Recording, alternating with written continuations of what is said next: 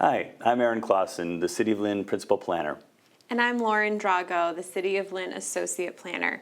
Today we'll be sharing an update on the South Harbor Implementation Plan, which was finalized in the summer of 2024.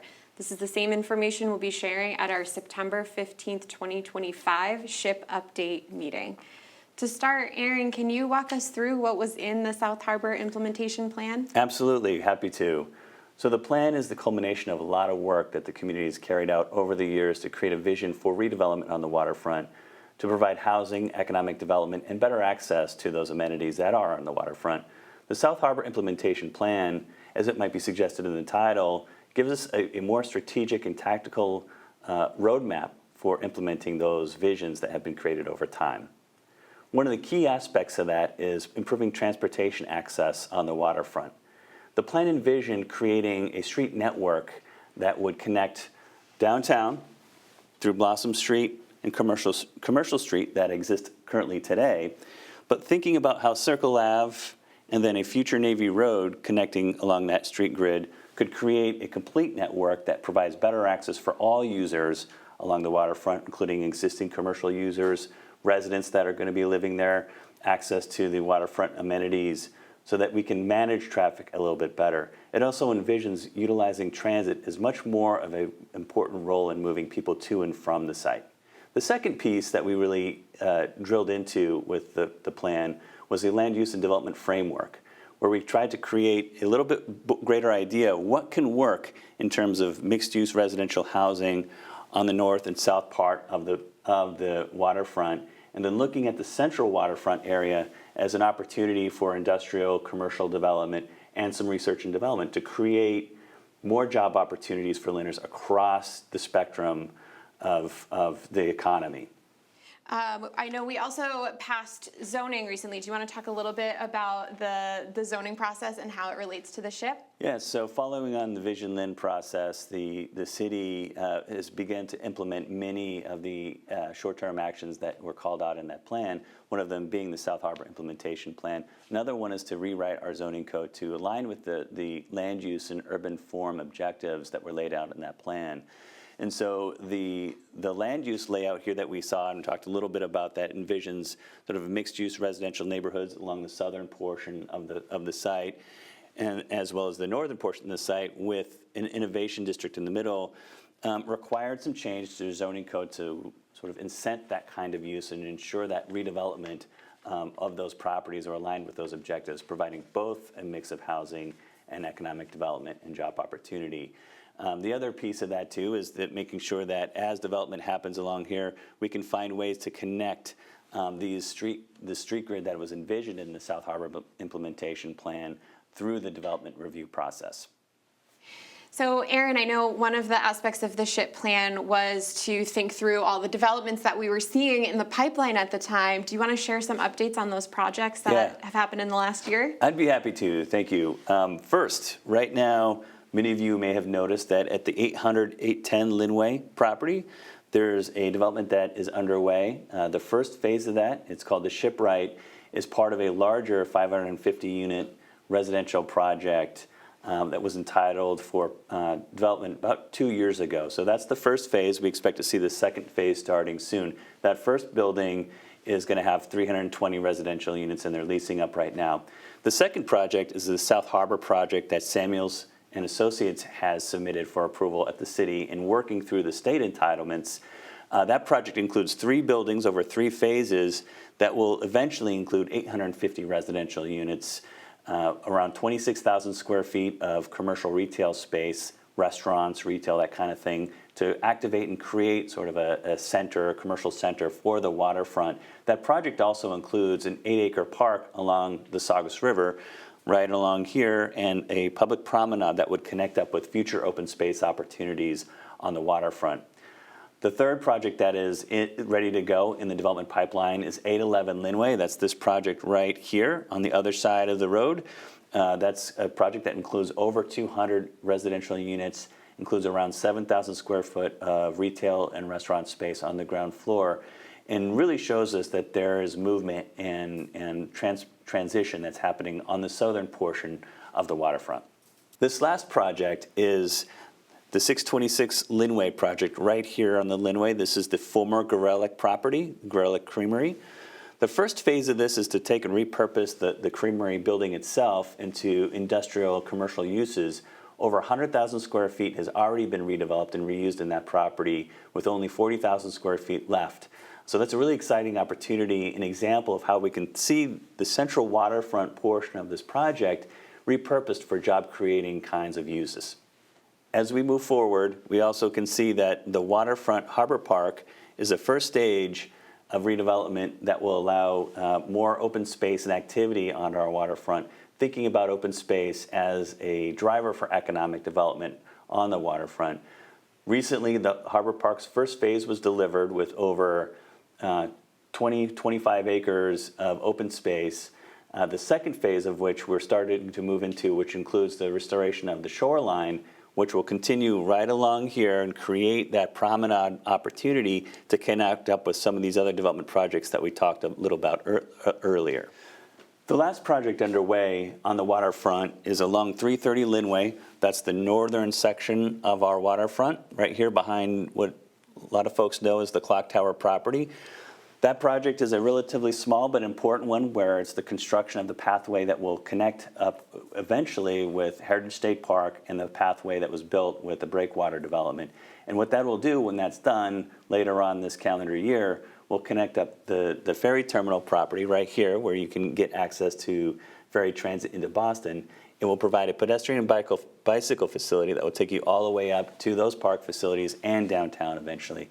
Again, improving on access to the waterfront for both transportation purposes, but also access to amenities and development opportunity. That transportation was a really important theme that came out of the SHIP plan.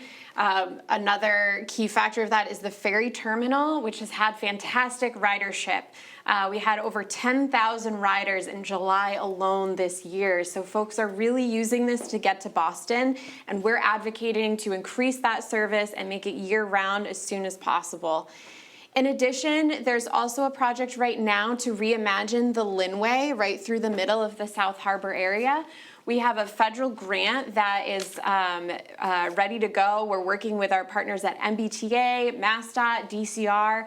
That project is still in the community engagement phase right now. Construction will start closer to 2029. And so this is a great time to get involved in that project and share your input so that you can be a part of this complete reimagining of the Linway.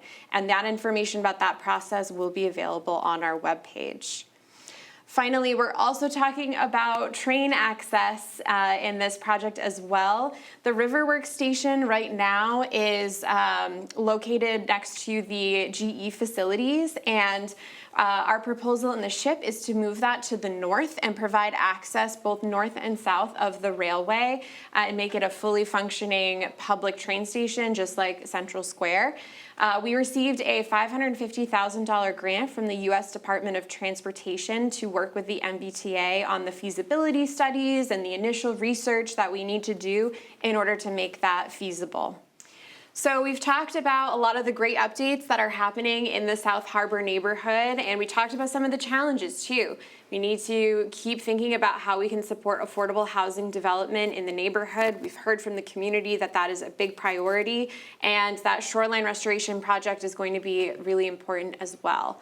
One thing we haven't spoken about yet is the importance to bring more jobs into the South Harbor area. Something that was really important to Lynners and Vision Lynn, and as we went through the SHIP process, it's clear that this neighborhood is a place where we can see more jobs in Lynn. Today, 84% of Lynners who are working at jobs outside of the city. And while that's not necessarily a bad thing, we'd like to make sure that there's a lot of economic opportunities here in the city for folks to make a living wage.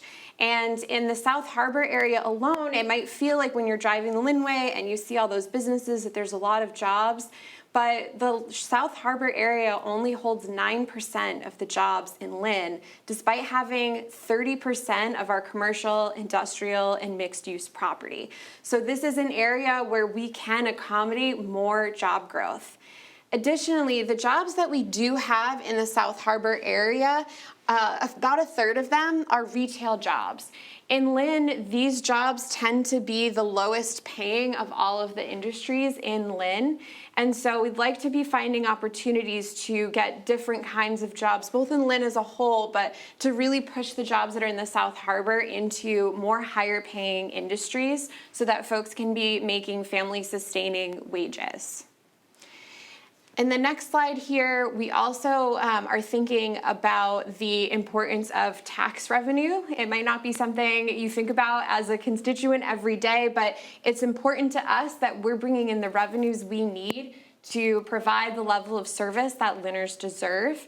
And as you can see from this slide, this is a graphic that shows the total value of a parcel divided by the acreage of that parcel. And so you see in the downtown, there's this really tall column, that is the Caldwell downtown. It's only 0.66 acres, but it has an assessed value of close to $80 million. If we scroll back down to the South Harbor area where we're talking about right now, you can see it's a lot lower to the ground. You see the shipwright coming through now, a $67 million assessed value across 5.8 acres. So that's great. You're seeing some of these newer developments show up. But really, this highlights that across all of the wards, everyone sort of contributes to our fiscal health as a city, but there's more that we can be getting out of that South Harbor neighborhood to ensure the long-term fiscal sustainability of the city. So another challenge that we will be tackling in the next year for the SHIP implementation is street grid acquisitions. And so if you look at this map here, this is from our plan. It's available on our webpage, but you're seeing that there's all sorts of different little slivers of parcel throughout the district that we see as really key to rebuilding a street grid in this neighborhood. In many cases, these are historic roads that we've lost over time, so we're trying to restore some of that connectivity. It makes it a lot easier for people to get through the district, and as Aaron mentioned before, it's important for accommodating both the truck traffic we need for our big employers, as well as pedestrians and bikers and car drivers that are just making their way through the neighborhood on any given day. Now, some of these parcels that Aaron mentioned will be accommodated through the zoning change, which required, if I owned the Walmart property and was going to be redeveloping that, the regulation is now that I would be building a right-of-way through that development. So this covers some of those changes Aaron was mentioning in the zoning earlier. But another challenge that we're facing in the district is stuck development parcels. And there's two that I'd like to talk about that I'll show here. The first is the Gearworks site. So if you remember, that used to be the location where we had the Gearworks plant from GE. It has been vacant for a very long time. And then we also have this collection of National Grid parcels. So not every parcel they own in the district, but these are the ones that are really, really frustrating us right now. If we go to the next slide, we have some images for the Gearworks site. So, sometimes these parcels that get stuck, sometimes it's just a matter of being patient, working with the property owner, being proactive. And we have tried to do that with the Gearworks site. What you're seeing here is a vision that we put together through Vision Lynn with the community. So the idea was we took everything we were hearing from the community in our meetings and really tried to visualize what that would mean for a site like Gearworks. We've also been meeting with the ownership team probably dozens of times in the past couple of years to talk about this site. We also worked to arrange a life sciences developer tour. I believe we had almost 70 developers come visit that site as a part of that tour to think about whether it could be a site for future life sciences development. We've also made more one-on-one introductions with a variety of developers over the years. And I mentioned, of course, that Riverworks grant that we got to move forward, that train station, that directly supports their property and makes it possible for them to build more housing on that parcel eventually. But on the next slide, you can see the photos of what it looks like today. Despite having had a fully permitted project ready to go for years, This has not started on construction. It does not seem to be moving forward in any meaningful way. There's been opportunities to improve access to the site over the years, which is definitely one of these sites' biggest challenges. We haven't seen the ownership team really make any progress on that, and in some cases let some really good opportunities fall through. Additionally, when we've sent them possible partners or businesses that might be tenants there, when we've tried to support the development of this parcel, a lot of times the feedback we get is they didn't really answer the phone, or they didn't seem like they were serious. They didn't seem to really want to talk to us. So that's really been frustrating. And today it's basically an illegal contractor's yard. I mean, you can see here, I think I'm seeing tires on the ground.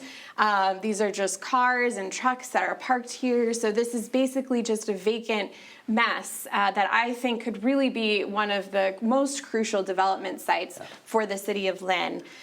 Really feeling frustrated about this. To your point, Lauren, this is one of the key critical redevelopment opportunities that we have on the entire waterfront.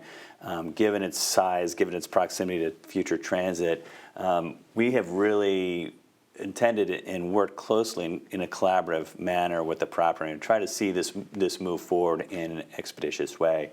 And I think you can sense here that there's an opportunity for us to look at other methods and tactics to keep it going. Mm-hmm. And then the other site we mentioned, the National Grid properties. We can see on the next slide what those are looking like today. And National Grid, it's a different scenario a little bit. You're dealing with a big multinational company. We've been very proactive with meetings. They've had a lot of different staffing changes over the years. We've met with them, again, many, many times. One thing we had requested regularly through our EDIC Lynn was to paint this big LNG tank. A lot of other communities you'll see nearby have these cool murals on their tank. We would love to paint ours. And then we've been doing our best. EDIC Lynn owns a lot of the land near this, and they have been doing great work, actively managing their sites, making sure they look really good, keeping really good care of them. But as you'll see on the next slide, we're dealing with similar frustrations where this land is not really being utilized well. It is contaminated land, so from National Grid's perspective, I think they just want to leave it alone as is. They don't feel the impacts of these vacant sites the way that we as a community do. And recently, pretty frustrating, but they demolished a building on the site, which we really wanted them to do. It was in rough shape, but then they immediately leased the land out for stockpiling. And so now when you drive past the Linway and you're going near where that ferry terminal is, where a lot of folks are coming into our community to use transit, you just see this piles of junk that they're keeping on their site. That is very, very frustrating for us. And furthermore, you'll know the LNG tank, still not painted, still white. This feels like low-hanging fruit. And so it's really frustrating that even the easy stuff, we're not really making much progress on right now. Yeah, you can really see that although it's a different dynamic being a utility, there's a lot of opportunity that's being missed for smaller tactical interventions to make it a development opportunity for, in this case, commercial and industrial, some of those job creation opportunities. So we want to see this advance, whether or not it's at a whole redevelopment of the property or sort of singular improvements to that whole area that bring about that vision of the waterfront. Yes, yeah. And so I think we're at a point now where we're trying to decide what options we have as a community, and we're coming to the community to see what you think our best options are for moving forward. Aaron, do you think you could talk us through some of those tactics that might be available to us? Absolutely, sure. And we've talked about them a little bit earlier, particularly around the street network, where we implemented zoning a year ago, less than a year ago, frankly, that sets up the process by which redevelopment of these properties could provide connections, particularly along Circle Ave. As Lauren pointed out, a number of the roadways that were identified in the South Harbor implementation plan are owned by utilities or by the MBTA. So there's an opportunity for us to work with those institutions in a negotiated manner to provide for improvements that create roadways and roadway connections. The third way for the street network is, again, through eminent domain and takings to work with the property owner to take a small sliver of property to make that connection so that we have that interconnecting network. That's something that we can look at now as a tool for all those different approaches. The third piece that we want to look at, and this really brings into the conversation around these stuck properties, is we can look at a couple different other planning processes that can help give us more tools as a community to look at taking property through eminent domain, like a redevelopment authority or an urban renewal plan. Again, really building on the community engagement that we've exhibited through Vision Lynn and through the South Harbor implementation plan to ensure that that plan gets implemented in the best interest of the community. Another approach very similar to an urban renewal plan is an economic development plan that would be managed to the Economic Development Industrial Corp, EDIC, could take the lead on that planning process. But these give us a tool to identify how we can approach those properties that are stuck so that we can make sure they're being redeveloped and utilized consistent with the plan, the larger South Harbor implementation plan, but the community's interest in creating jobs and new housing. Yes, yeah, and to underline what you're saying, I think there's an opportunity here where we can talk to property owners and try to purchase property, as you said, or in some specific cases take it by eminent domain. But an urban renewal plan or an economic development plan opens up the opportunities. There's clear processes around community engagement and approval processes, so this would be its own sort of process to move forward, but it would really push stuck development parcels like the ones we mentioned here, hopefully into more fruitful conversations with the city moving forward. But we are really interested to hear what the community thinks about this. We have a project page at www.linnincommon.com/ship, and we welcome any feedback you have about any of the information we shared today. In particular, we're really interested in what you think you would want the city to do in order to tackle these stuck development sites.